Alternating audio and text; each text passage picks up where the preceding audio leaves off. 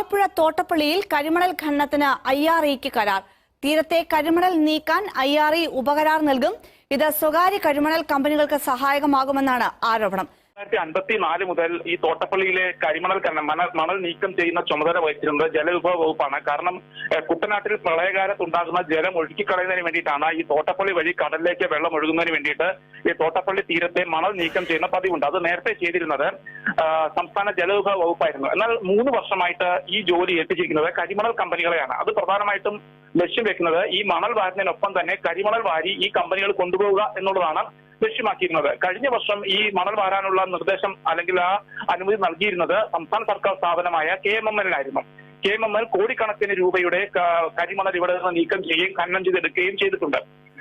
ഈ വർഷം പ്രത്യേകിച്ച് ഈ വർഷം നൽകിയിരിക്കുന്നത് IRE ലിമിറ്റഡിനാണ് ഈ കരിമണൽ ഖനനം നടത്തുന്നതിനുള്ള കരാർ നൽകിയിരിക്കുന്നത്.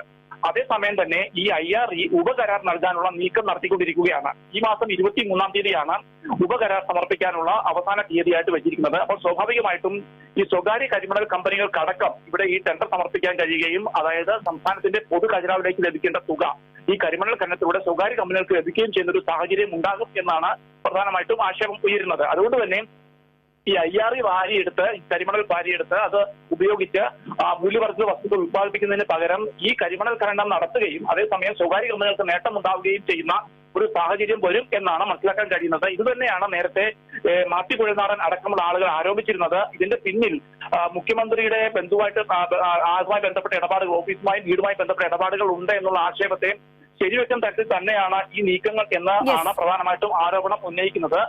തീരത്ത് ഏകദേശം 1400 ദിവസമായിട്ട് പ്രദേശവാസികൾ ഈ കരിമണൽ ഖനനത്തിനെതിരെ സമരം നടത്തുന്നുണ്ട്. ആ സമരം വീണ്ടും ശക്തമാക്കാനുള്ള നീക്കത്തിലാണ് ഈ തീരദേശവാസികൾ.